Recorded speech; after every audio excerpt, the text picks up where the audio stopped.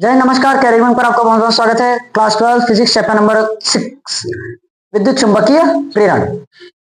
देखो, हमने कुंडली का स्वप्रेरकत्व जाना था। कुंडली का स्वप्रेरकत्व, उसके बाद वृत्ताकार कुंडली का स्वप्रेरकत्व भी पढ़े। फिर कुंडलियों का अन्योन्य प्रेरकत्व और वृत्ताकार कुंडली का अन्योन्य प्रेरकत्व, 4 टॉपिक पढ़े ना। तो अब इनमें रिलेशन देखते हैं। टॉपिक क्या है? दो कुंडलियों के मध्य, दो कुंडलियों के स्वप्रेरकत्व और अन्योन्य प्रेरकत्व में संबंध।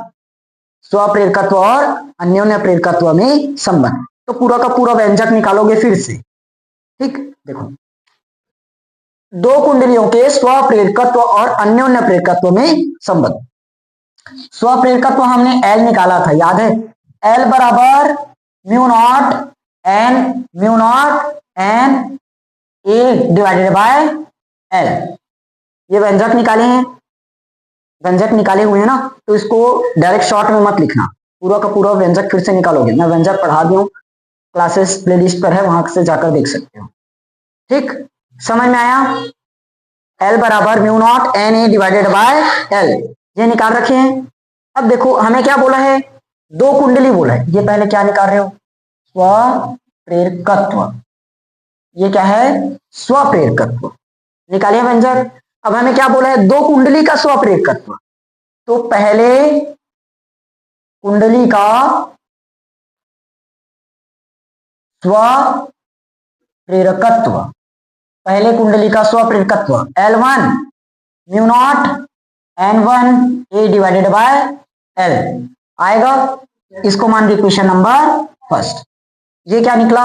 पहले कुंडली का। अब दूसरे कुंडली का म्यू नॉट L2 A और डिवाइडेड बाय L आएगा। क्या हुआ? अच्छा, ये तो N2 है, L2 लिखवा दिए। ये क्वेश्चन नंबर सेकंड। समझ में आया कि नहीं आया? ये हमने निकाल रखे, ये निकाले थे, इसकी मदद से ये दोनों निकाल दिए। अब ये कैसे निकलता है पूरा पता है ना, मैंने पूरा पढ़ा रखा है। सबसे पहले क्या निकालते हैं? बी म्यू नॉट एन आई होता है, म्यू नॉट एन आई। तो म्यू नॉट एकांक के लिए निकालते हैं N divided by L into में आई होता है। फिर चुंबकीय फ्लक्स निकालते हो फाई बराबर एल आई का प्रयोग करके, तो आखिर ये निकल के आता है। आया था?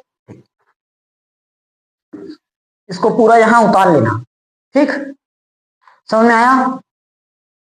क्या निकल गया? स्वप्रेरकत्व। हमें क्या चाहिए? और अन्योन्य प्रेरकत्व। इसी प्रकार हमने अन्योन्य प्रेरकत्व भी निकाल। अब बताओ, अन्योन्य प्रेरकत्व के लिए L1 और L2 आएगा क्या?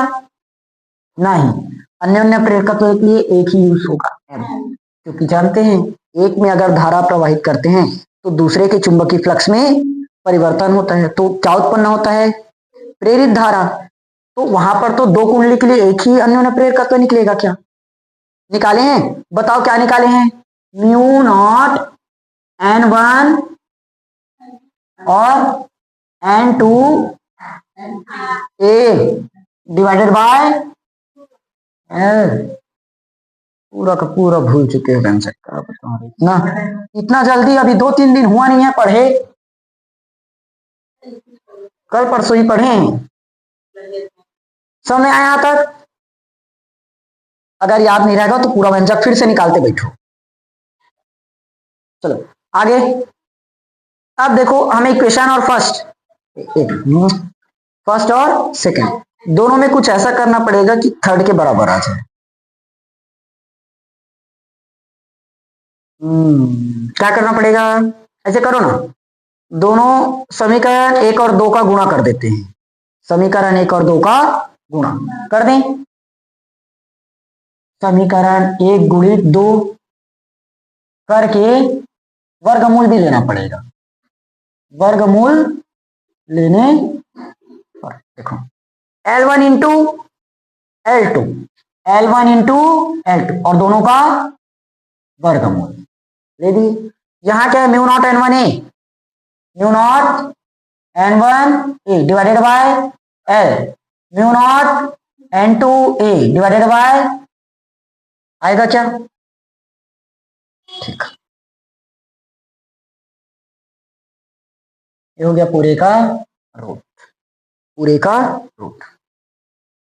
तो अरे वैसे में म्यू नॉट करेंगे तो म्यू नॉट का स्क्वायर होगा, n1 n2 करेंगे तो कहां से स्क्वायर हो रहा है, यहाँ फॉर्मूला हमने गलत लिखा है, यहाँ स्क्वायर आता है, यहाँ स्क्वायर आता है, फॉर्मूला ही गलत लिखा है, स्क्वायर आता है। ठीक, तो देखो mu naught into mu naught मतलब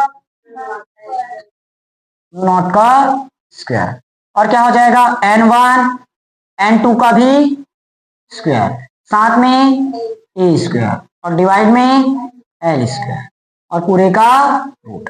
अब देखो सब में तो स्क्वायर लगा है, क्या स्क्वायर से ये कट जाएगा, क्या से भी कटा, तो finally under root L1 into L2 क्या आया, mu naught n1 n2 A L आया, तो म्यू नॉट देखो इसके बराबर आया ना, ये क्या है हमारा इक्वेशन नंबर,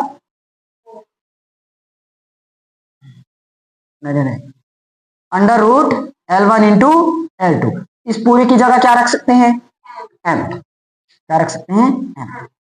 देखो यही दोनों में संबंध है, समझ में आया कि नहीं आया, सरल था, ज्यादा दिक्कत वाली तो नहीं है। चलो इसको नोट कर लो जल्दी, स्क्रीनशॉट लो, समझ में आया, ठीक, बस